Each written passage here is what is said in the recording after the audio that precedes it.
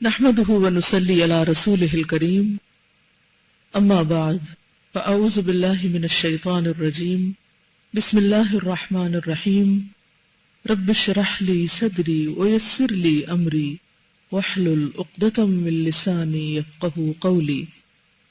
فصل 69 عبادات اور معاملات میں شرک۔ اب پچھلا چیپٹر تو پڑھ کے آپ نے سوچا گا کہ الحمدللہ ہم اس طرح کے ہر چیز سے اور ہر شرک سے پاک ہیں، لیکن اپنی عبادات اور معاملات کو دیکھیے کہ کہیں وہاں تو شرک نہیں آ گیا۔ مذکورہ بالا شرک کے مقابلے میں شرک فی العبادت اور شرک فی المعاملہ کمتر درجے کا شرک ہے، یعنی یہ شرک ابھی جس کا ذکر ہوا وہ شرک اکبر ہے، بڑا شرک ہے۔ اس کے مقابلے میں عبادت اور معاملات میں شرک کمتر درجے کا ہے۔ پہلے قسم کے شرک کے مقابلے میں اس کی عقوبت اور سزا کم ہے۔ اس کی عقوبت کس کی؟ شرک فی العبادت اور شرک فی المعاملہ کی سزا کم ہے، کیونکہ اس قسم کا شرک اس آدمی سے بھی سرزد ہو جاتا ہے جو اللہ کے سوا کسی کو معبود اور الہ نہیں مانتا۔ یہ ہے خطرے کی بات، اس میں ہم سب کے بھی ڈرنے کی بات ہے۔ ایک بندہ جو یہ اعتقاد رکھتا ہے کہ ذات خداوندی کے سوا دوسرا کوئی نفع اور نقصان نہیں پہنچا سکتا، اس کی ذات کے سوا کوئی معبود نہیں، اس کی ذات کے سوا کوئی رب اور پروردگار نہیں، لیکن بسا اوقات اس میں یہ بات پائی جاتی ہے کہ اس کا معاملہ، اس کا عمل، اس کی عبادت اور عبودیت اخلاص لوجہ اللہ سے خالی ہوتی ہے، مخلص نہیں ہوتا، خالص نہیں ہوتا، اس کی نیت خالص نہیں ہوتی۔ کبھی وہ صرف حفظ نفس کی خاطر عمل کرتا ہے، کبھی وہ صرف حفظ نفس کی خاطر عمل کرتا ہے، یعنی ذاتی مفاد پر مبنی عمل کرتا ہے، اپنے آپ کو بچانے کے لیے، اپنے آپ کو ڈیفینڈ کرنے کے لیے۔ اس کو حظ بھی پڑھا جا سکتا ہے۔ حظ کا مطلب ہوتا ہے لطف، یعنی صرف ذات کی انجوائمنٹ کے لیے کوئی اچھا کام کر رہا ہوتا ہے۔ مثلا کئی لوگ چیریٹی کا کام کرتے ہیں یا انسانوں کی خدمت کرتے ہیں، کس لیے؟ کیونکہ انہیں اس میں خود مزہ آتا ہے۔ تو جس کام کو وہ انجوائے کرتے ہیں، جس کام میں مزہ آتا ہے، بس وہ صرف وہ کام کرنا چاہتے ہیں۔ اور اگر کوئی کام، خواہ وہ کتنا ہی نیکی والا کام ہو، کتنا بھی اچھا کام ہو، لیکن اس میں اگر نفس کا مزہ شامل نہیں تو اس کام سے ان کو کوئی زیادہ دلچسپی نہیں ہوتی، اسے وہ اپنے لیے بوجھ سمجھتے ہیں۔ اب آپ دیکھیے کہ مثلا نماز کا وقت ہو گیا ہے، اللہ اکبر کی پکار آ گئی اور اذان آپ پہ بڑی بھاری ہے، یہ نماز بڑی بھاری ہے، خصوصاً صبح کی۔ کس قدر تم پہ گراں صبح کی بیداری ہے، ہم سے کب پیار ہے، ہاں نیند تمہیں پیاری ہے۔ اب اس وقت کی نماز بھاری ہے کیونکہ نفس ساتھ نہیں دے رہا۔ ہاں مثلا عصر کی نماز یا ظہر کی یا کسی اور وقت کی، جب کہ وہ نفس کو زیادہ مشقت اس میں نہ ہو تو وہ اس کو پڑھ لیتے ہیں۔ کچھ لوگوں کو آپ نے دیکھا ہوگا کہ وہ 3 نمازیں مثلا بڑی ریگولرلی پڑھتے ہیں، یہ 2 نمازیں چھوڑ دیتے ہیں کیونکہ وہ ان کے نفس پہ بھاری۔ تو گویا انہوں نے جو چیز ان کے نفس پہ بھاری ہے اس کو انہوں نے الگ کر دیا، اور جو ان کی روٹین کو سوٹ کرتا ہے یا ان کو فٹ آتا ہے یا جہاں ان کے اپنے کسی نیند آرام میں کوئی خلل نہیں آتا، وہاں وہ بڑے خلوص سے اور بڑے اچھے طریقے سے وہ کام کر لیتے ہیں۔ اسی طرح دیگر کام، چلیے ٹھیک ہے، کچھ کاموں پہ تو آپ کی چوائس ہوتی ہے، آپ کو ایک کھانا اچھا نہیں لگتا، آپ اسے چھوڑ کے دوسرا پکاتے ہیں۔ اب اس میں کیوں یہ پکا رہے ہیں، اس طریقے پہ کیوں پکا رہے ہیں؟ کیونکہ آپ کو یہ ٹیسٹی لگتا ہے، ٹھیک ہے، نو پرابلم، کیونکہ کھانا پکانا ایز سچ عبادات میں سے تو شامل نہیں ہے۔ ہاں اس کا اجر و ثواب ضرور ہے، نیک نیتی سے کام کرتے ہیں تو وہ بھی عبادت بن جاتا ہے، لیکن ایز سچ عبادت نہیں ہے اٹ سیلف، جیسے نماز عبادت ہے یا اور کچھ کام۔ تو ایسی صورت میں آپ کے پاس چوائس ہے کہ آپ ایک طریقہ اختیار کریں یا دوسرا کریں، لیکن کچھ کام فرض کے درجے میں، اور ہم سب کو پتا ہے کہ وہ بعض اوقات ہمیں اچھے نہیں لگتے۔ مثلا طلب علم، کون سا علم؟ جیسے توحید کا علم، عبادات کا علم، معاملات، حقوق و فرائض، یہ علم اس علم میں سے جس کو سیکھنا کیا ہے؟ فرض۔ اب آپ کہیں کہ یہ سبجیکٹ پڑھ کے تو مجھے بڑا مزہ آتا ہے اور اس کو تو میں پڑھوں گا اور یہ باقی سبجیکٹ سے مجھے کوئی انٹرسٹ نہیں، وہ میں نہیں پڑھنا چاہتا، حالانکہ ان کا سیکھنا بھی لازم ہے، کیونکہ مثلاً اگر آپ نے فقہ الصلاۃ نہیں پڑھی تو آپ کی نماز ہی ٹھیک نہیں ہے، آپ ٹکرے مار رہے ہیں. اور آپ کیوں نہیں سیکھ رہے؟ کیونکہ نفس نہیں مانتا.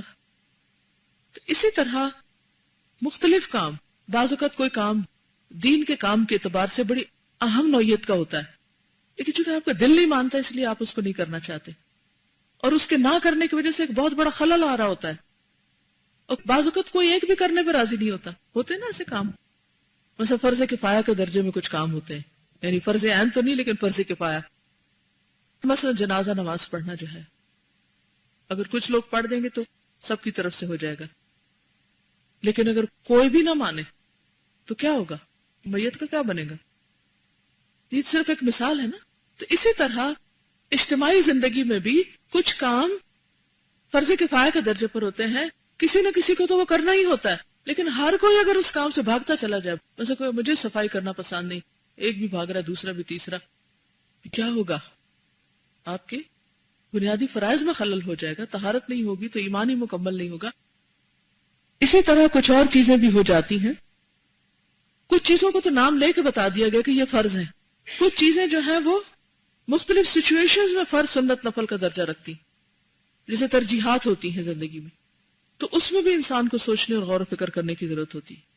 تو جہاں کہیں کوئی کام صرف نفس کی لذت ہی کے لیے کر رہے ہوں اور اس میں بڑا مقصد فوت ہو رہا ہو، تو وہ بھی پھر آپ کا کام اللہ کے لیے خالص نہ ہوا.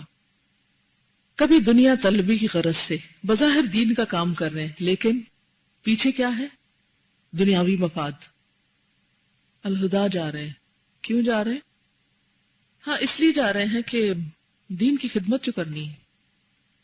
اچھا، پھر اگر آپ دین کی خدمت کرنے کے لیے آئے تو آپ کو ایک منٹ بھی ضائع نہیں ہونا چاہیے. اگر آپ کو اپنی ڈیوٹی نہیں پتا، آپ کو فوراً پتا کرنی چاہیے. اگر آپ کے وقت میں کچھ وقت فارغ ہوتا ہے تو آپ کو فوراً پوچھنا چاہیے کہ مجھے اور کیا کرنا چاہیے، کہ میرے پاس فارغ وقت ہے، میں سمجھتی ہوں کہ میں اپنی جاب کا حق ادا نہیں کر رہی، مجھے کچھ اور بھی کرنا ہے. لیکن ہم کیوں نہیں پوچھتی، کیوں نہیں کسی کو بتاتے؟ ایسے ایک اور ذمہ داری آ جائے گی، تھوڑا آرام کر لیں. اچھا ہے کسی کو نہیں پتا میں کیا کر رہی ہوں، تنخواہ تو مل جاتی ہے نا مہینے کے آخر میں. تو مقصد کیا ہے پھر؟ دین کی خدمت، اللہ کا کام کرنا نہیں، تنخواہ لینا، اور اوپر سے لبادہ کیا اوڑا ہوا ہے؟ دین کی خدمت کا. اس کا یہ مطلب نہیں کہ کام کر کے کوئی اجرت لینا منع ہے، کیونکہ دنیا میں انسان کو زندہ بھی رہنا ہے، اس کی ضروریات بھی ہیں، وہ سب چیزیں اپنی جگہ ہیں. لیکن اس وقت بات یہ ہو رہی ہے کہ پہلے بات تو یہ ہے کہ ہمیں بھی کوئی کام مل جائے. مل گیا کوئی کام، پھر حقیقت میں کام ہے کوئی نہیں لیکن حاضری لگ رہی. کتنے اسکول آج پاکستان میں ایسے ہیں کہ جو صرف کاغذ پر اسکول ہیں، ان میں نہ کوئی ٹیچر جاتا ہے، نہ وہاں کوئی پڑھائی ہوتی ہے، اور سب لوگ گھر بیٹھ کر باقاعدہ مہینے کی تنخواہیں لے رہے ہوتے ہیں. روز ایسے واقعات آپ سنتے ہیں. لوگ ڈیوٹی پر نہیں جاتے لیکن پوری تنخواہ لیتے ہیں، لیٹ جاتے ہیں، جھوٹ ٹائم لکھتے ہیں، غلط چھٹی کر لیتے ہیں، پریزنٹ لگوا دیتے ہیں تاکہ تنخواہ نہ کٹے. کسی اور کو کہہ دیتے ہیں میری اٹینڈنس بھی تم لگا دینا. اب کون ہر روز اٹھ کے 100 لوگوں کا ریکارڈ چیک کرے گا کہ اٹینڈنس لگی ہوئی ہے اور نہیں ہے، جھوٹی لگا دی گئی ہے؟ کیا واقعی یہ دین کی خدمت ہے؟ یہ اللہ کی خاطر کام ہو رہا ہے؟ کس کو دھوکہ دے رہے ہیں؟ اللہ کو، ایمان والوں کو، خود کو. اور ہم سمجھتے ہیں بڑے سمارٹ ہیں کہ کام سے بھی بچے ہوئے ہیں اور لبادہ بھی اوڑا ہوا ہے، لوگوں کی نظر میں بڑے نیک بھی نظر آتے ہیں، اور گھر والوں پہ بھی بڑا روب جمایا ہوا ہے کہ ہم تو بڑی دین کی خدمت کے لیے گھر سے جا رہے ہیں. کرتوت یہ ہے، کام سے سنجیدگی ہے ہی نہیں، سیدھا کیا، الٹا کیا، غلط کیا، کیا نہ کیا، مرضی آئی کیا، مرضی آیا، جب دل چاہا چھوڑ دیا، دل میں کوئی اہمیت نہیں اس کام کی، بظاہر وہ ڈھونگ رچا رکھا ہے. تو اب یہ سب کیا ہے؟ اصل میں دنیا طلبی ہے، دین وین کچھ نہیں، وہ صرف نام کا ہے. کبھی لوگوں میں رفعت اور شرف اور جاہ و عزت پیدا کرنے کی غرض سے کہ لوگ مجھے بڑا اچھا سمجھے. اس لیے کچھ لوگ اس بات پہ بڑا روتے رہتے ہیں کہ ان کو لوگ ریکگنائز نہیں کرتے، لوگ ان کی محنت اور کوشش کو ایکنالج نہیں کرتے. بھئی اس کی کیا ضرورت ہے، کریں یا نہ کریں، لوگوں نے آپ کو کیا دینا ہے، اور اگر دے بھی دیں تو وہ کیا ہے، کتنی دیر چلے گا، کیا کافی ہوگا. دوسرے لفظوں میں کہنا چاہیے عزت کے بھوکے. یبتغون عندہم العزہ، لوگوں کے پاس عزت چاہتے ہیں اور صرف وہ کام کرنا چاہتے ہیں جس سے ان کا نام بلند ہو یا عزت ہو، اور اگر اس سے ہٹ کے کوئی اور کام ملے تو اس پہ ان کو کوئی دلچسپی نہیں ہوتی. اس لیے اس کے عمل میں اللہ کا حصہ ہوتا ہے، نفس کا، شیطان اور دوسری مخلوق کا بھی. ہم سب اپنے آپ کو اس میں پرکھیں. آپ نے دیکھا ہوگا کہ عام طور پر جب گراف بنتے ہیں تو اس میں بعض اوقات مختلف چیزوں کی پرسنٹیج نکالنے کے لیے لائن لگائی جاتی ہے. تو اپنے آپ کو بھی جیسے گول دائرہ بنائیں کسی بھی عمل کے لیے، گول دائرہ، اور اس کے درمیان میں ایک نقطہ، پھر ایک لکیر کھینچے اور پھر دوسری کھینچے، اور پھر آپ پرسنٹیج اپنی نکالیں کہ کسی بھی کام میں اللہ کا حصہ کتنا ہے، نفس کا کتنا ہے، عزت کی خواہش، لوگوں سے تعریف اور محبت کی خواہش، یہ سب چیزیں کتنی ہیں اس کام کے پیچھے کہ یہ کر کے مجھے کیا کیا ملے. کچھ لوگوں کا رونا تھمتا ہی نہیں کہ لوگ ہم سے محبت نہیں کرتے، اور محبت اور چاہت ان کی زندگی میں نہیں. میں کبھی سوچتی ہوں، مجھے بڑی حیرانی ہوتی ہے کہ محبت کی بھوک کیوں ہے. چلیے اگر آپ کو کوئی لکھ دے کہ ساری دنیا آپ سے محبت کرتی ہے، کیا ملے گا آپ کو؟ مثلا آپ کسی ایک پرٹیکولر شخص کے بارے میں چاہتے ہیں وہ آپ سے ضرور محبت کرے، ماں باپ ہی صحیح، شوہر ہی صحیح، بہن بھائی صحیح، بچے ہی صحیح، کوئی انسان صحیح. تھوڑی دیر کے لیے سوچے، اچھا وہ محبت کرنے لگ گیا آپ سے، کیا مل گیا آپ کو؟ تھوڑی سی وقتی نفس کی لذت جس سے آپ محروم تھے. اس سے آگے کیا ہوا؟ وہ اپنا وقت بھی اور آپ کا بھی ضائع کر رہا ہے محبت کے نام پہ. جس وقت کو اللہ کی عبادت اور اطاعت میں لگنا چاہیے تھا اور کسی فائدہ مند چیز میں، وہ کس میں لگ رہا ہے؟ ایک دوسرے کی پوجا میں. اور نفس بڑے موٹے ہو رہے ہیں، خوش ہو رہے ہیں کہ ہمیں اتنے محبت کرنے والے اور اتنے لائک کرنے والے اور اتنے چاہنے والے ہیں. کس قدر نفس کا دھوکہ ہے. کبھی تھوڑی دیر کے لیے سوچیں کہ اچھا امیجن کر لیں تھوڑی دیر کہ ہاں میں چاہتی ہوں فلاں مجھ سے محبت کرے. اچھا امیجن کریں وہ کرنے لگ گیا، سو واٹ، پھر کیا ہوا؟ اچھا یہ ہوگا، اچھا پھر کیا ہوگا؟ پھر کیا ہوگا؟ کل میرے ساتھ قبر میں جائے گا، وہ میری جدائی میں روئے گا اپنی ذات کے لیے، آؤٹ آف سیلفشنس. وہ میرے ساتھ نہیں اترے گا قبر میں، مجھے کوئی فائدہ نہیں اس کی محبت کا اگر وہ میری مصیبت میں میرے کام نہیں آ رہا. اور ہے آج تک کوئی جو کسی کے ساتھ اترا ہو؟ یہیں سے راستے الگ. ایک گاڑی اتار رہی ہے اس کو زمین میں اور دوسری لے کے جا رہی ہے اس کو گھر. وہ جا کے اپنے آرام دہ بستر پہ سو رہا ہے اور دوسرا محبوب سو رہا ہے اس کا زمین کے نیچے. ہاں اس کا خیال آ جائے گا، آہیں بھرے گا، روئے گا. کس لیے؟ کہ تمہیں تمہاری تعریفیں کر کر کے تمہیں موٹا کرنے والا چلا گیا. پھر اسی طرح آپ دیکھیے کہ کوئی بھی شخص جب دنیا میں آپ سے الگ ہو گیا، کیا جب آپ قیامت کے دن اٹھیں گے ساتھ ہوگا؟ پل صراط پہ ساتھ ہوگا؟ اللہ سے جب ملاقات ہوگی تو ساتھ ہوگا آپ کے؟ کھڑا ہوگا کہ اللہ میں اس سے بڑی محبت کرتا تھا، آپ نے اس کو کچھ نہیں کہنا. کبھی انسان انجام پہ تو غور کرے، نتیجہ تو دیکھے کیا نکلے گا اس سے. لیکن صرف یہ ایک خیال ہوتا ہے. اور یہ یاد رکھیے دل صرف اللہ کے ہاتھ میں ہے. آپ دن رات بھی روتے رہے نا، کوئی نہیں آپ سے محبت کر سکتا جب تک اللہ اس کے دل میں نہ ڈالے.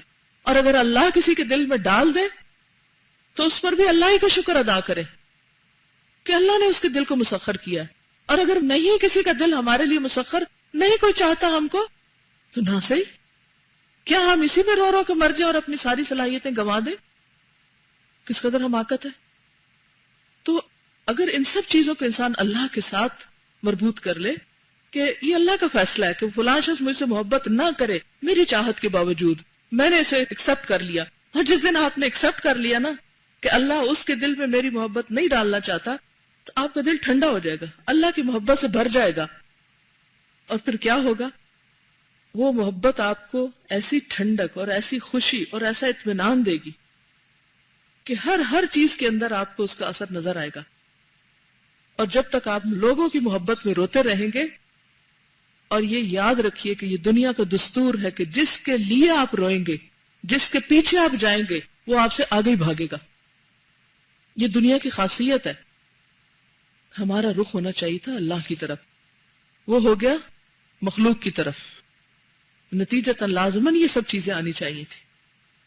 محبت بھی رزق کی طرح تقسیم ہوتی ہے. اور پھر آپ دیکھیے آسان تحبوا شیئا، ہو سکتا ہے ایک چیز سے تم محبت کرتے ہو وہو شر لکم، اور تمہارے حق میں شر ہو، تمہاری چاہت ہو کہ وہ فلاں فلاں فلاں مجھ سے ضرور محبت کرے، اور سوچیے اگر تھوڑی دیر اللہ تعالیٰ یہ فیصلہ کر دے کہ فلاں آپ سے ضرور محبت کرے، اب نتیجہ کیا ہوگا؟ اب کیا آپ اسی کے غلام نہیں ہو کے رہ جائیں گے؟ کیا وہ محبت آپ کو اللہ کی محبت سے دور نہیں کرے گی؟ کیونکہ آپ کی چاہت پوری ہو گئی، جس کو آپ چاہتے تھے وہ آپ کو چاہنے لگ گیا، اب آپ کیا ہو گئے؟ اس کے غلام، وہ آپ کا غلام، اور خدا کی غلامی سے نکل گئے۔ اور اللہ آپ پر اپنا فضل کرنا چاہتا تھا کہ بندوں کی غلامی سے نکال کر اپنا بندہ بنانا چاہتا تھا، اور یہ چیز ہمارے نفس پہ بڑی بھاری تھی۔ محبت صرف وہ فائدہ مند ہے جو انسان کو اللہ کے قریب کرے، کوئی محبت جو انسان کو اللہ سے دور کرتی ہے وہ انسان کے حق میں یقیناً شر ہے، چاہے وہ کسی بھی چیز کی محبت ہو۔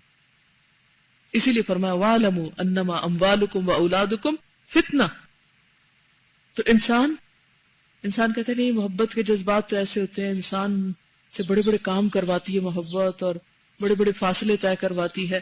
اگر انسانوں کی محبت اور چیزوں کی محبت اتنے بڑے فاصلے طے کرواتی ہے تو سوچئے پھر اللہ کی محبت کتنے بڑے فاصلے طے کروائے گی، کہاں پہنچائے گی آپ کو، کتنی بڑی عزت اور کتنا بڑا شرف آپ کو ملے گا۔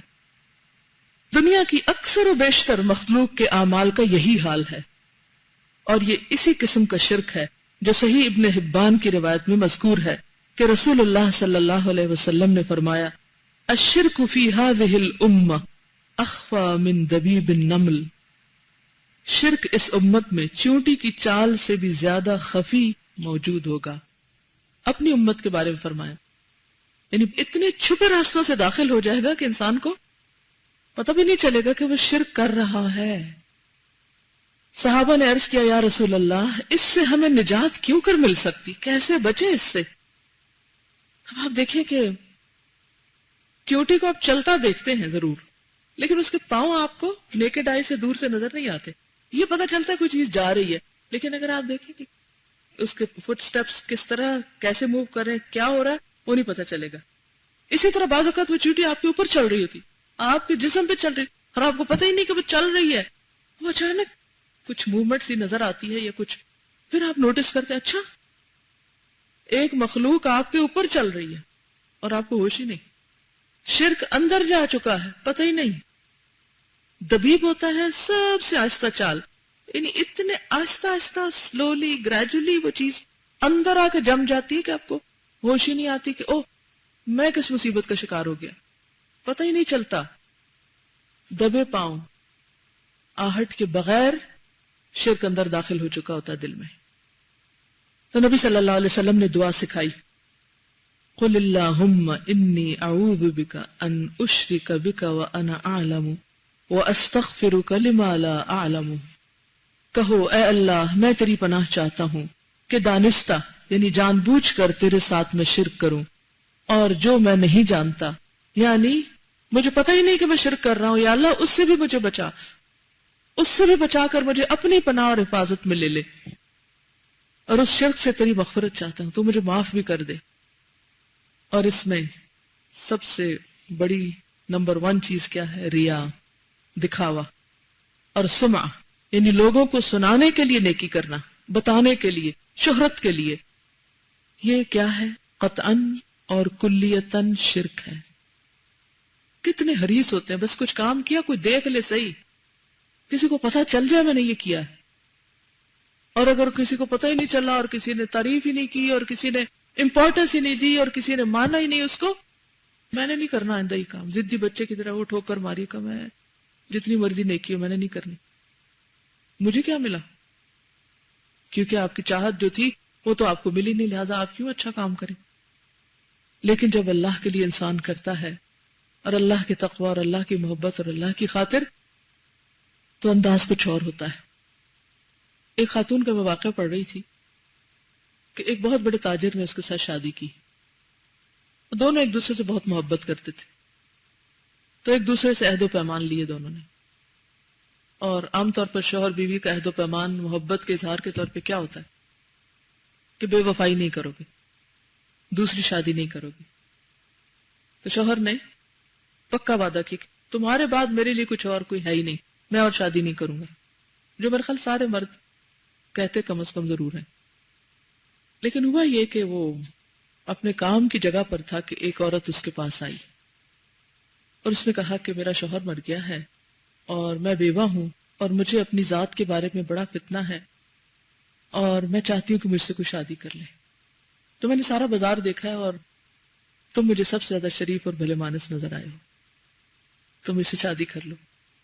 اس نے کہا نہیں نہیں، یہ نہیں ہو سکتا، میں اپنی بیوی سے وعدہ کر چکا ہوں، میں دوسری شادی نہیں کروں گا۔ پھر اس کے بعد پھر آ گئی۔ اس نے کہا نہیں، تم نے مجھ سے شادی کرنی ہو، اور دیکھو تو صحیح میں کتنی خوبصورت ہوں۔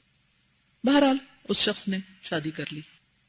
عورت مرد کے لیے ایک فتنہ ہوتی، چھپ کے شادی کر لی اور اس کو کہیں دور پار ایک الگ جگہ پر رکھا۔ ادھر جو پہلی بیوی تھی اس نے کچھ سینس کر لیا، لیکن شوہر سے پوچھا نہیں، کیونکہ وہ جاننا نہیں چاہتی تھی یا سننا نہیں چاہتی تھی یا جو بھی وجہ تھی۔ اب ظاہر ہے کہ دوسری جگہ شادی تھی تو شوہر نے بیچ میں جو اس کے اوقات تھے گھر آنے کے یا کام کے، ان میں وہ کہیں غائب ہو جاتا تھا، اس کو اور شک پڑ گیا۔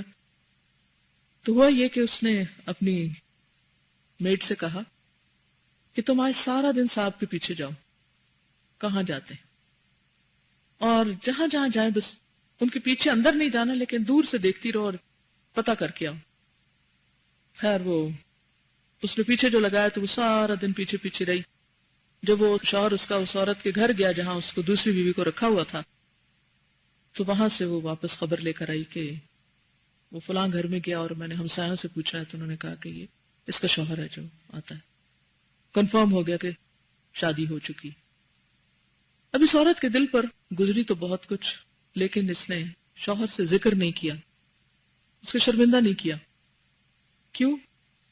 کیونکہ اگر وہ کہتے بھی تو ریاکشن کیا ہوتا، یا وہ جھوٹ بولتا، جھوٹی قسمیں کھاتا، تو اس کو یہ بھی گوارا نہیں تھا کہ شوہر جس سے وہ محبت کرتی ہے وہ اس کی خاطر جھوٹی قسمیں کھائے، کیونکہ اس کا انجام آخرت خراب ہوگی۔ خیر صبر کر لیا، چپ رہی۔ اتفاق یہ ہوا کہ کچھ عرصے کے بعد اس شخص کی ڈیتھ ہو گئی، فوت ہو گیا شوہر۔ اب یہ پریشان ہوئی کہ جو کافی مالدار شخص تھا کہ میں اکیلی اس مال کی وارث نہیں ہوں، اس وراثت میں اس کا بھی حصہ ہے۔ اب مال بہت بڑا فتنہ ہوتا ہے، بہت شدید محبت ہوتی ہے، انسان 100 تعویلیں کر کے اس وراثت سے محروم کرے دوسروں کو۔ چونکہ اس کی میٹ وہ جگہ دیکھ چکی تھی، اس نے کیا کیا کہ وہ جتنا بھی ترکہ تھا اس کو پراپر طریقے سے تقسیم کیا، اور جتنا مال اس دوسری بیوی کا کو وائف کا بنتا تھا اسی میٹ کے ہاتھ بھیجا، یہ کہہ کے کہ تمہارا شوہر فوت ہو گیا ہے اور اس نے اتنی اتنی جائیداد چھوڑی ہے اور اس کا یہ حصہ تمہارے لیے بنتا ہے، یہ دوسری بیوی نے تمہارے لیے بھیجا۔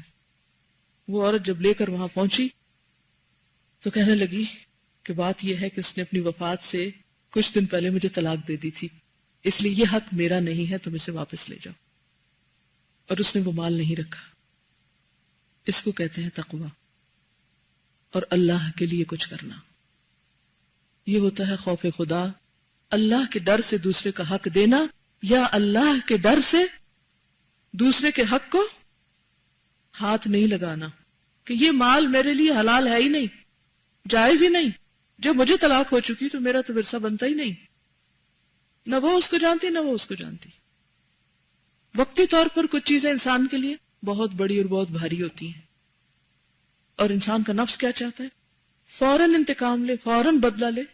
عام طور پر آپ نے دیکھا ہوگا جہاں بھی یہ حادثہ ہوتا ہے، جس گھر میں بھی، وہاں پر انجام کیا ہوتا ہے اور کہاں تک باتیں جاتی ہیں، اور کس کس طریقے سے لوگوں کو ان کے حق سے محروم کیا جاتا ہے، اور ایک لامتناہی سلسلہ چل پڑتا ہے گناہوں کا جس کا پھر کوئی اینڈ نہیں۔ اور پھر خود شوہر کبھی ایک کی طرف ہو جاتا ہے یا دوسرے کی طرف، اور نتیجتاً اس کا انجام کیا ہے کہ وہ آدھا دھڑ والی بات کہ قیامت کے دن وہ اٹھے گا اور اس کا آدھا دھڑ گرا ہوا ہوگا کیونکہ 2 بیویوں میں عدل نہیں کر سکا۔ امتحان تو سخت زیادہ مردوں کا ہے، لیکن اس وقت جو اصل موضوع ہے وہ کیا ہے؟ تقوی۔ اگر ہمیں پتہ ہے کوئی مال میرا نہیں ہے، یہ حق میرا نہیں ہے، یہ فلاں کا ہے، میرا فرض کیا بنتا ہے کہ کوئی تعویل کر کے اپنی جیب میں ڈال لوں، یا پھر اس کو اس کے حقدار تک پہنچاؤں. تو جب انسان کسی بھی کام میں مخلص ہو جاتا ہے اور صرف اللہ کے لیے کرتا ہے، پھر وہ اپنی ذات کے نفع اور نقصان سے اوپر اٹھ جاتا ہے، کیونکہ وہ سمجھتا ہے کہ نفع اور نقصان صرف اللہ کے پاس ہے. اگر میری قسمت میں کوئی رزق لکھا ہے وہ کہیں جا ہی نہیں سکتا، کوئی دوسرا چھین ہی نہیں سکتا، کوئی اس پر قابض ہو ہی نہیں سکتا. اور اگر اللہ نے مجھے نہیں دینا تو ساری دنیا بھی مل کے مجھے نفع نہیں دے سکتی. وہ لے کے بھی آئے گی تو میری نصیب میں نہیں ہوگا کہ میں اس سے فائدہ اٹھاؤں. کتنا ہی مال اور کتنی ہی چیزیں ایسی ہیں جو ہمارے ہاتھ میں ہیں، ہماری کنجی میں ہیں، ہماری ملکیت میں ہیں، لیکن ہم نے کبھی اس سے فائدہ اٹھایا ہی نہیں. پچھلے دنوں کوئی مجھ سے ملنے کے لیے آیا. اس نے کہا کہ میرے گھر میں کچھ چیزیں رکھی ہیں جن کو میں نے پچھلے 10 سال سے ہاتھ نہیں لگایا. میرا نہیں خیال کہ میں آئندہ 10 سال ان کو ہاتھ لگاؤں گی، اور مجھے اپنی زندگی کا نہیں پتا. آپ مجھے بتائیے کہ میں ان چیزوں کو کہاں دوں. یہ صرف وہ قصہ نہیں، یہ بہت سے لوگوں کا قصہ ہے. لیکن ہم میں سے کتنے لوگ ہیں جو یہ سمجھتے ہوں کہ 10 سال نہیں استعمال کیا، یا 5 سال یا 2 سال بھی، تو آئندہ کب استعمال کرنا، اس کی تو باری نہیں آنی، اٹھاؤ اس کو اور آخرت کے بینک میں جمع کرا دو. تو بات یہ ہے کہ اگر ہم یہ سمجھ جائیں نا کہ ہمارا وہی ہے جو ہم کھا لیتے ہیں یا پہن کے پرانا کر لیتے ہیں، یہ تھوڑا سا ضرورت کے تحت، اور باقی ہمارا ہے نہیں. اور جب سے پیدا ہوئے ہیں اللہ تعالیٰ رزق دیتا چلا جا رہا ہے، بہت سے اسباب ہیں. تو جب انسان کے اندر رزق کے معاملے میں قناعت آتی ہے، قناعت کا مطلب یہ ہے کہ اللہ نے رکھا ہے میرے لیے، اگر اس نے مجھے پیدا کیا ہے نا تو مجھے بھوکا نہیں مارے گا، دے گا وہ مجھے. وہ مجھے حرام طریقوں سے نہیں لینا، حلال سے ہی لینا ہے، اور وہ ہر چیز پہ قادر ہے، وہ دے سکتا ہے. تو پھر انسان وقت مصیبت پہ صبر کر جاتا ہے اور انتظار کرتا ہے، حتیٰ کہ اللہ تعالیٰ حلال کا دروازہ کھول دیتا ہے، کیونکہ وہ چیز ملنی تو ہے اس کو، کسی اور کے پاس جانی نہیں. ما اصابک لم یکن لیخطئک وما اخطأک لم یکن لیصیبک. جو تجھے ملا وہ خطا نہیں ہو سکتا تھا، کسی اور کے پاس نہیں جانا تھا اس نے، اور جو تجھ سے نکل گیا وہ تجھے ملنا نہیں تھا، وہ کسی اور ہی کا تھا. وہ تیر نے جس نشانے پہ جانا تھا وہ وہاں پہنچ گیا. اب تم مت پچھتاؤ بیٹھ کے کہ تمہاری جھولی میں وہ چیز کیوں نہیں گری. تو حب دنیا، حب جاہ، حب مال اور حب اولاد، حب مخلوق، یہ تمام چیزیں ایسی ہیں کہ جو اللہ کے حق میں انسان سے کہیں نہ کہیں کمی کرا دیتی اور اس کے کاموں اور اس کے عمل کی کوالٹی کو خراب کر دیتی ہے، بلکہ بعض اوقات ستیہ ناس کر دیتی ہے.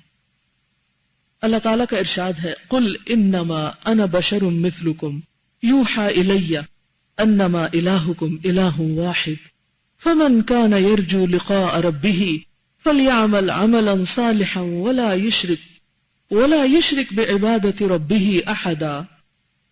اے پیغمبر کہہ دو میں تمہاری طرح ایک بشر ہی ہوں، میرے پاس وحی آتی ہے کہ تمہارا معبود صرف ایک ہی معبود ہے، لہذا جو شخص اپنے رب سے ملنے کی امید رکھتا ہے اسے چاہیے کہ وہ نیک کام کرے اور اپنے رب کی عبادت میں کسی اور کو شریک نہ کرے، کسی اور کو، کسی دوسرے کو، نہ پیغمبر کو، نہ فرشتے کو، نہ کسی انسان کو، کسی اور کو نہیں، صرف اللہ کے لیے کرے. یعنی خدائے معبود ایک ہے، کوئی دوسرا معبود نہیں، اس لیے لازم ہے کہ عبادت صرف اسی کی جائے، کسی دوسرے کی نہیں. جس طرح اللہ تعالیٰ اپنی الوہیت و خداوندی میں منفرد اور اکیلا ہے، عبادت اور اظہار عبودیت میں بھی اکیلے کو مخصوص رکھا جائے. یعنی جیسے اس کو ہم زبانی ایک مانتے ہیں، اسی طرح جب عبادت کریں تو اس وقت بھی صرف اسی ایک کے لیے کریں. عمل صالح وہی عمل ہوگا جو ریا اور سمعہ سے پاک اور سنت نبی کے مطابق ہو. چنانچہ حضرت عمر فاروق بن الخطاب کی یہ دعا تھی، اللہم اجعل عملی کلہ صالحا واجعلہ لوجہک خالصا ولا تجعل لأحد فیہ شیئا. اے اللہ میرے تمام اعمال اچھے اعمال بنا دے، میرا ہر کام اچھا کر دے، وہ نیک عمل بن جائے، ہر کام، اور انہیں خالص اپنے لیے کر دے، اور اس میں کسی دوسرے کا کوئی حصہ نہ رکھ، کسی دوسرے کا، نہ ماں باپ کا، نہ دوستوں کا، نہ اولاد کا، دنیا کے کسی انسان کا. کس قدر خوبصورت دعا ہے. جو ریا سے ڈرتے تھے انہیں دعائیں بھی مانگنی آتی. ہمارے دل میں پریشانی کو نہیں تو دعا کہاں سے نکلے. شرک فی العبادت عمل کے ثواب کو باطل کر دیتا ہے، یعنی عمل کی جزا کو ختم کر دیتا ہے. اور اگر یہ عمل فرض اور واجب ہے تو بسا اوقات اس شرک کی وجہ سے بندہ سخت عتاب اور سزا کا مستحق بن جاتا ہے، جیسے نماز ہے. کیونکہ شرک کی وجہ سے بندے کا یہ عمل کلیتاً ضائع ہو جاتا ہے. نماز ہوتی ہی نہیں جو لوگوں کے لیے پڑھی جائے. استغفر اللہ. گو اس نے عمل کیا ہی نہیں، کر کے بھی نہیں کیا، عاملۃ ناصبہ، لیکن ترک معمور کے مرتکب ہونے کی وجہ سے، یعنی جس کا حکم ملا تھا اس کو چھوڑنے کی وجہ سے وہ عقوبت اور سزا کا مستحق قرار پاتا ہے. کیونکہ اللہ تعالیٰ کا تو یہ حکم ہے کہ خالص اسی کی عبادت کی جائے، کسی کو اس میں شریک نہ کیا جائے. وَمَا أُمِرُوا إِلَّا لِيَعْبُدُوا اللَّهَ مُخْلِصِينَ لَهُ الدِّينَ حُنَفَاءَ. حالانکہ انہیں اس کے سوا کوئی اور حکم نہیں دیا گیا کہ اللہ کی عبادت کریں، خالص اسی کے عبادت گزار اور یکسو ہو کر. کیا حکم ملا ہم سب کو؟ کہ اللہ کی عبادت کریں خالص یکسو ہو کر، صرف اسی کے لیے، بندوں کی تعریف سے بے نیاز ہو کر. پس جو شخص خالص اللہ تعالیٰ کے لیے عبادت نہیں کرتا وہ حکم کے بموجب عمل نہیں کرتا، یعنی وہ عبادت اللہ کے حکم کے مطابق نہیں کر رہا بلکہ حکم کے خلاف عمل کرتا ہے. یعنی پڑھ نماز رہا ہے لیکن پڑھتے ہوئے بھی دراصل وہ اللہ کے خلاف کام کر رہا ہے، اللہ کی مرضی کے خلاف کر رہا ہے. وہ کسی طرح بھی صحیح اور مقبول نہیں ہو سکتا. حدیث قدسی میں ہے انا اغنى الشركاء عن الشرك فمن عمل عملا اشرك معي فيه غيري فهو للذي اشرك به وانا منه بريء. میں شریک وار سے نہایت ہی مستغنی ہوں، بے نیاز ہوں. جس طرح باقی کسی کو شرک پسند نہیں، عورت کو دوسری شادی کیوں پسند نہیں؟ شرک ہے نا. یہ بھی کسی اور کو شریک نہیں کرنا چاہتی اپنے شوہر میں یا اس کے مال میں یا باقی چیزوں میں، اس کی توجہ میں. تو اسی طرح دنیا میں جتنے بھی لوگ شرک کو ناپسند کرتے ہیں اللہ سبحانہ وتعالیٰ ان سب سے بڑھ کر شرک کو ناپسند کرتا ہے. کسی نے کوئی عمل کیا اور میرے ساتھ کسی کو بھی اس میں میرا شریک گردان لیا تو وہ عمل اسی کا ہے جسے اس نے شریک گردانا ہے. میں اس سے بری ہوں، مجھے وہ چاہیے ہی نہیں. اس شرک کی دو قسمیں، شرک اکبر اور شرک اصغر. ان میں سے بعض کی مغفرت اور بخشش ہے اور بعض کی قطعاً بخشش نہیں. پہلی قسم کے شرک کی دو قسمیں، شرک کبیر اور شرک اکبر. کبیر اور اکبر میں فرق ہے نا تھوڑا سا. شرک کبیر اور اکبر کی مغفرت نہیں، شرک کبیر اور اکبر کی مغفرت نہیں. اللہ کی ذات کے ساتھ اس کی محبت اور تعظیم میں کسی کو شریک گرداننا اسی قبیل کا شرک ہے. اور محبت اور تعظیم میں کسی کو شریک ماننے کے یہ معنی ہے کہ مخلوق سے ویسی ہی محبت رکھی جائے جیسی ذات الہی سے رکھی جاتی ہے. یہ شرک اس قسم کا ہے جسے اللہ تعالیٰ ہرگز ہرگز معاف نہیں فرمائے گا. اور اس شرک کے متعلق اللہ تعالیٰ کا ارشاد ہے وَمِنَ النَّاسِ مَن يَتَّخِذُ مِن دُونِ اللَّهِ أَندَادًا. اور بعض لوگ ایسے بھی ہیں جو اللہ کے سوا دوسروں کو شریک بنا لیتے ہیں. اس قسم کے مشرک اور ان کے معبودان باطل جب جہنم میں جھونکے جائیں گے تو ان معبودان باطل سے کہیں گے تاللہ ان کننا لفی ضلال مبین اذ نسویکم برب العالمین. اللہ کی قسم ہم بلا شبہ سری گمراہی میں تھے جبکہ ہم تمہیں رب العالمین کے برابر قرار دے رہے تھے. اس سے بالکل واضح ہے کہ یہ لوگ اپنے معبودان باطل کو نہ خالق اور رازق، مارنے والا اور جلانے والا مانتے تھے، نہ ملک اور قدرت میں ان کو اللہ کا شریک سمجھتے تھے، بلکہ محبت عبودیت، خضوع و خشوع، تذلل اور انکسار میں وہ انہیں اللہ کا ہمسر اور ہم مرتبہ مانتے تھے. یہ انتہا درجے کی جہالت اور انتہا درجے کا ظلم ہے. کیونکہ ایمان والوں کی محبت کیسی ہوتی ہے اور کس سے کیسی؟ والذین آمنوا اشد حبا للہ. سب سے زیادہ شدید محبت ان کو اللہ سے ہوتی ہے. وہ روتے ہیں تو اللہ کے لیے، اللہ کی محبت میں ان کی آنکھوں میں آنسو آتے ہیں، بندوں کے لیے نہیں. ٹھیک ہے بندوں سے محبت ہوتی ہے اور بندوں کے لیے انسان اداس بھی ہوتا ہے، رو بھی پڑتا ہے اور ان کے لیے غمگین بھی ہوتا ہے. نبی صلی اللہ علیہ وسلم اپنے بیٹے کی وفات پر روئے تھے، بالکل قدرتی نیچرل سی بات ہے. لیکن بات یہ ہے کہ کیا ہمیں صرف انہی باتوں پہ رونا آتا ہے جب اپنے نفس کے خلاف کوئی بات ہوتی ہے، یا اللہ کے لیے بھی کبھی روئیں؟ اپنی ذات کے معاملے میں اپنے نفس کی خوشی کے لیے تو بڑا رونا آتا ہے، بات بات پہ روتے ہیں، لیکن کبھی اللہ کے حکم میں کوئی کوتاہی ہو جائے، کوئی کمی بیشی ہو جائے تو اس وقت کیسا رونا آتا ہے؟ وہ تو شاید تاریخ کرنا پڑتا ہو۔ ہم سب اپنے آپ سے سوال کریں کہ کتنی بار ایسا ہوا ہے زندگی میں کہ تنہائی میں بیٹھے ہوں، اکیلے، کوئی نہ ہو، اور صرف اللہ کو یاد کر کے رو دیں، صرف اللہ کی محبت میں رو دیں، کیونکہ بندوں کو تو جب ہم مس کرتے ہیں تو رو ہی پڑتے ہیں۔ اور پھر ذرا گن لیں آپ کہ بندوں کے لیے کتنی دفعہ روئے، اللہ کی محبت میں کتنی دفعہ روئے، اور کیلکولیشن خود کر لیں، نیچے نتیجہ خود ہی نکال لیں کہ کس کی محبت پھر زیادہ ہے۔ جو چیزیں مٹی سے پیدا کی گئیں، مٹی سے بنائی گئیں، وہ رب الارباب کے مساوی کیسے ہو سکتی ہیں؟ غلام آقا کے برابر کیوں کر ہو سکتا ہے؟ فقیر بالذات، ضعیف بالذات، عاجز اور محتاج بالذات، یعنی اپنی ذات میں فقیر ہے۔ یا ایھا الناس انتم الفقراء الی اللہ، انسان پیدا ہی محتاج کیا گیا ہے۔ تو ضعیف بالذات، خلق الانسان ضعیفا، عاجز اور محتاج بالذات، انتم الفقراء، جس کی ذات عدم کے سوا کوئی حیثیت نہیں رکھتی، یعنی ختم ہی ہونا ہے، وہ اس غنی بالذات، یعنی جو اپنے آپ سے حمید ہے، تعریف کے قابل ہے، غنی اور حمید ہے، قادر بالذات کے مساوی کیوں کر ہو سکتا ہے؟ جو غنی بالذات ہے، مالک الملک ہے، جود و سخا کا مالک ہے، احسان، علم، رحمت، کمال مطلق، جس کے لوازمات ذات سے ہیں، اس ظلم سے بڑھ کر دنیا میں کون سا ظلم ہو سکتا ہے؟ ایسے غلط حکم اور غلط فیصلے سے بڑھ کر کون سا ظلم اور جور ممکن ہے؟ یہ وہ ظالم ہے جس کی نظیر اور مثال ممکن نہیں، جس ذات کا کوئی مثل، مانند اور ہمسر نہ ہو، مخلوق کو اس کا مثل، مانند اور ہمسر بنا دینا کیوں کر ممکن ہے؟ اللہ تعالیٰ کا ارشاد ہے، الحمدللہ الذی خلق السماوات والارض وجعل الظلمات والنور ثم الذین کفروا بربہم یعدلون۔ ہر طرح کی ستائش اس اللہ کو زیبا ہے جس نے آسمانوں اور زمین کو پیدا کیا اور تاریکیاں اور روشنی بنائی، پھر بھی کافر اپنے پروردگار کے ساتھ دوسروں کو برابر سمجھتے ہیں۔ جس ذات نے آسمان اور زمین کو پیدا کیا، ظلمات اور نور پیدا کیے، مشرک ایسی چیزوں کو اس کا مثل و مانند اور ہمسر بناتا ہے جو اپنی جان تک کی مالک نہیں، اپنے نفع و نقصان کی مالک نہیں، اور جو آسمان و زمین میں کسی کو ذرہ برابر فائدہ بھی نہیں پہنچا سکتی۔ افسوس، یہ کیسا تقابل ہے کہ جس میں اتنا بڑا اور ایسا قبیح ظلم ہے۔ اس بات پر اگر آپ میں سے کوئی سوال کرنا چاہے یا کوئی کامنٹ کرنا چاہے تو یار ویلکم۔ جی فرمائیے۔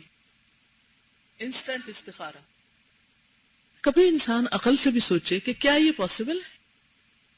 کیا یہ پاسبل ہے کہ انسٹنٹلی آپ، یا تو پھر آپ خدا نخواستہ خود ہی خدا ہیں کہ آپ فوراً غیب کا علم جانتے ہیں اور بتا دیتے ہیں کہ کون سی چیز کیسے ہوگی آپ کی زندگی میں، یا پھر آپ خدا کے نبی ہیں، یا پھر آپ کے پاس کوئی ایسا ذریعہ ہے کہ جس میں آپ فوری طور پر ایک کلک کے ذریعے غیب کا حال معلوم کر لیتے ہیں، انسٹنٹ استخارہ کے ذریعے۔ جی السلام علیکم۔ وعلیکم السلام۔ کل ٹی وی پہ ایک پروگرام آ رہا تھا جس میں کسی کو بلایا ہوا تھا، تو اس پہ وہ فون کالز لے رہے تھے اور وہ جواب دے رہے تھے، تو بالکل یہی والی سوال میرے ذہن میں آیا۔ ایک کال آئی اور ان خاتون نے شاید صرف اپنا نام بتایا اور کیا بتایا، تو جو صاحب تھے انہوں نے فوراً بتانا شروع کر دیا کہ یہ کریں اور یہ نہ کریں اور یہ ہوگا اور وہ ہوگا، اور بالکل ایگزیکٹ میں نے یہی بات سوچی کہ ان کا صرف نام سن کے اور یہ کر کے ان کو یہ ساری باتیں کیسے پتہ چل گئی؟ نہیں، عقل میں بھی نہیں آتی نا، سماتی نہیں یہ بات۔ جی میرے ذہن میں یہ بات آ رہی تھی کہ جیسے کچھ بیماریاں انٹر ریلیٹڈ ہوتی ہیں نا، کہ اگر بلڈ پریشر ہو تو پھر آپ کو ہارٹ کا بھی ایسا ہوتا ہے۔ مجھے لگ رہا تھا کہ جو ستاروں کی بیماری ہے اور یہ جو محبت کی بیماری ہے، ایک تو ہوتی ہے نا پازیٹیو محبت، اور ایک یہ جو بیماری والی محبت ہے، ایڈکشن، یہ بھی آپس میں انٹر ریلیٹڈ ہے۔ کیونکہ مجھے یاد ہے جب میں کالج میں تھی تو موسٹلی ہاروسکوپس اور اس طرح کی ایسٹرالوجی کی بکس اس لیے پڑھی جاتی تھیں کہ کیا یہ والا ستارہ اور وہ والا ستارہ ملتا ہے، یعنی because of the other disease. میں ایک اور بھی بات یہ سوچی تھی کہ جو پازیٹیو محبت ہے جب وہ نہیں ہوتی تو اسی کا کانسیکوینس ہے کہ پھر نیگیٹو محبتیں ہوتی ہیں۔ تو اس لیے ہمیں اس سے یہ بھی سوچنا پڑے گا اور اینالائز کرنا پڑے گا کہ کون سی محبت پازیٹیو ہے اور کون سی نیگیٹو ہے. اور اگر نیگیٹو میں پڑھ چکے ہیں یا اندیشہ ہے پڑھنے کا تو پھر پازیٹیو کو اسٹرانگ کریں تو وہ خود ہی نیگیٹو کو ڈیل کر لے گا وہ اس سے. بالکل. کیونکہ جب اصل اور خالص نہیں ہوتا تو پھر کیا ہوتا ہے؟ انسان نقل پر ہی مطمئن ہو جاتا ہے یا نقل کے پیچھے دوڑ رہا ہوتا ہے. جن کو آخرت یاد نہیں وہ دنیا کو ہی جنت بنانے کی فکر میں. جی. نماز میں اللہ کے حکم کے خلاف کیا عمل ہو سکتا ہے؟ ایک تو یہی سمپل کہ انسان صحیح طریقے سے نہ پڑھے اور اس میں بس وہ طریقہ اختیار کر جو اس کے نفس کے لیے کمفرٹیبل ہو. مثلا بہت سے لوگوں کو کھڑے ہو کے نماز پڑھنا بڑی مشقت لگتی ہے. زندگی کا ہر کام کھڑے ہو کے، اور نماز کے وقت وہ بیٹھ جاتے ہیں. پھر اسی طرح دوسری چیز یہ ہے کہ ویسے تو انسان بس ٹکرے مارے، اور جب کوئی دیکھ رہا ہو تو پھر بہت صحیح طریقے والی اور بڑی خشوع و خضوع والی نماز پڑھے. تو اللہ کے لیے تو نہیں نا. اگر اللہ کے لیے پڑھے تھے تو آپ تنہائی میں بھی طریقہ 100% صحیح رکھتے کہ جیسے گھٹنے پکڑنے چاہیے، جتنی کمر جھکانی چاہیے، جیسی پوزیشن اتحیات میں ہونی چاہیے، سب کچھ ویسے ہی کرتے. اب آپ پبلک میں تو آپ بڑی صحیح نماز پڑھ رہے ہیں، اور اکیلے ہیں تو بس جلدی جلدی آنکھیں بند کر کے ٹکرے مار رہے ہیں، اور جب لوگوں کے پیچھے تو بڑی خشوع اور خضوع کے ساتھ، بڑی خوبصورتی کے ساتھ. اصل میں کس کے لیے پڑھ رہے ہیں پھر آپ؟ صاف جواب ہے لوگوں کے لیے. جی. السلام علیکم. یہ جو پیج نمبر 319 پہ بات ہے نا، سیکنڈ لاسٹ پیراگراف، اور محبت اور تعظیم میں کسی کو شریک ماننے کے یہ معنی ہے کہ مخلوق سے ویسی ہی محبت رکھی جائے جیسی ذات الہی سے رکھی جاتی ہے. یہ شرک اس قسم کا ہے جسے اللہ ہرگز معاف نہیں فرمائے گا. یہ بہت امپورٹنٹ بات ہے. اور جیسے یہ آیت میں ہے نا کہ وَمِنَ النَّاسِ مَن يَتَّخِذُ مِن دُونِ اللَّهِ أَندَادًا، تو جو محبت بھی کسی مخلوق کی اللہ کی محبت سے بڑھ جائے وہ دراصل انسان کے لیے انتہائی خراب ہے، یعنی اس کی ہلاکت کا باعث ہے. اور یہ میں سمجھتی ہوں کہ ہم سب لوگوں کو اپنے دلوں کا جائزہ لینا چاہیے کہ جب بھی ایسا ہو، ویسے تو دل الارم کر دیتا ہے کیونکہ اس میں ایک بے چینی ہے، یعنی اس میں سکون نہیں ہوتا. اور اللہ کی محبت سے جب بھی کسی کی محبت بڑھنے لگے، چاہے کوئی بھی ہو، تو انسان کو فوراً ہوشیار ہو جانا چاہیے اور اس کے بارے میں سوچ کے جی ہاں، ایسے شرک سے بچنا ضروری ہے. جزاک اللہ. اس میں آپ دیکھیے کہ یہ بہت اچھی پہچان انہوں نے بتا دی. اللہ سے جو محبت ہوتی ہے اس سے ایک ٹھنڈک نصیب ہوتی ہے انسان کا. وہ انسان کو بے چین اور پریشان نہیں کرتی، وہ انسان کو بیکار اور نکما نہیں بناتی، وہ انسان کو موسٹ پروڈکٹیو بناتی. انسان پھر اور زیادہ تیز بھاگنے لگتا ہے اللہ کی اطاعت میں. دوسری طرف کیسے پتہ چلے کہ بندوں سے ہماری محبت اللہ کے لیے ہے یا نہیں؟ اس میں بھی آپ دیکھیں کہ بندوں کی وہ محبت جو ہمارے اندر بے سکونی پیدا کرے، بے چینی پیدا کرے، ہمیں بیکار بنا دے، ہمیں کاموں میں یکسو نہ رکھے، ہم پروڈکٹیو نہ رہیں، کسی کام میں برکت نہ ہو، ہمارے کاموں کا کوئی نتیجہ ہی نہ نکلے، یہ پھر محبت بیکار محبت ہے، اور یہ اللہ کی محبت سے بڑھ کر ہے اور انسان کے لیے انتہائی خطرناک. اس لیے بہت ضروری ہے کہ ہم سب اپنی محبتوں کا جائزہ لیں اور پرکھیں، کیونکہ جب اللہ کے لیے کسی انسان سے محبت ہوتی ہے تو وہ محبت بے چین پریشان نہیں رکھتی آپ کو، وہ محبت آپ کے لیے مزید اللہ کی طرف بڑھنے کا ذریعہ بنتی ہے. اچھا، بعض لوگ اس کو بھی بہانہ بنا لیتے ہیں کہ جی فلاں سے محبت ہے اور اس محبت کی وجہ سے ہم بڑے اچھے اچھے کام کرتے ہیں، پھر ساری توجہ کس پہ ہو جاتی ہے کہ وہ بھی جواب میں ہم سے محبت کرے، اور پھر غیر محسوس طریقے سے اللہ کی خاطر کام کرنے کی بجائے انسان اس بندے کے لیے کام کرنا شروع کر دیتا ہے. اور یہ دبیب النمل والی بات ہے، چیونٹی کی چال جیسی کہ انسان کے اوپر وہ چیز چڑھ چکی ہوتی ہے اور اسے پتہ ہی نہیں ہوتا کیونکہ اس مصیبت میں گرفتار ہے. اللہ کی خاطر محبت لیلا مجنو والی محبت نہیں ہوا کرتی. اللہ کی خاطر محبت انسان کے ایمان میں، کام میں اضافے والی محبت ہوتی ہے. اوکے، سبحانک اللہم و بحمدک نشہد ان لا الہ الا انت نستغفرک و نتوب الیک. السلام علیکم ورحمۃ اللہ وبرکاتہ.